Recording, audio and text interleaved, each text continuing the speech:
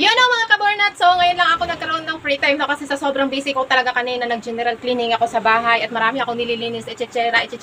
So, ngayon lang ako nagkaroon ng time para mag-spend na. Dapat alas 9. Pero, dapat alas 9 ako mag-spend. Kaso lang, busy ako kanina, so ngayon na lang. So, kaso, sa dalawa lang talaga sila, tiningnan ko talaga, dalawa lang talaga ang nag-comment ng pera na, bago. So, ang unang nag-comment nga pala ayan guys, papel muna tayo. Si Jinky Luminario Birin, mayroon siyang hawak na 550 at saka 100. Ang pangalawa naman ay si Grisel Jean Kabatingan Bingilyo, may hawak siyang 50 pesos. So, gaya ng sinabi ko sa inyo mga kabornat, kung sino ang mag-post ng may hawak na bagong pera na 50, 20, 100 or 200, i-spend ko kung sino ang manalo. Kung sino ang mananalo, magta-times to. So, ayan na. So, ang mangyayari, ganito. O, nakaganyan yan sila, ha? Dito, dolo-dolo.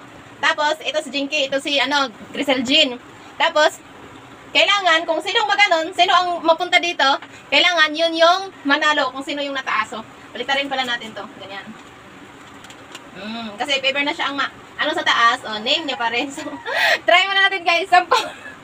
Kung sino ang mapunta dito sa taas, siya ang mananalo. Si Jinky or si Grisel Jean. Example lang muna ito mga kabernat. So, 1, 2, 3, go. Paikutin natin ang electric fan. Tareng. Tapos batayin natin. Pag ganyan, walang nakatayo, wala yan. Ulit na naman. Basta, pag na ganon talaga, yun ang mananalo. So, another one. Lumipad. Sakto sana. Si Grisel Jean Kabatingan. Si Grisel Jean sana. Dito natin ito idikit. Basta ganyan na ha. Basta nakaharap ditong dalawa or ganyan. Nakaganon. Bukan pang dikit yan. Ulit natin. Talian natin ito lang mabuti para hindi lilipad. Hello. Yan. Para tiparin mo siya ng hangin. Hindi siya matatanggal. Guys, si Grisel Jean to guys. Para kahit lipatin mo siya ng hangin. Jinky. Kasi wala silang wala silang mga palatandaan. Ready na, ready. Ito si Jinky, ito si Grisel Jean, 150, 100, tsaka 50, ito 50. So ready, final na to ha.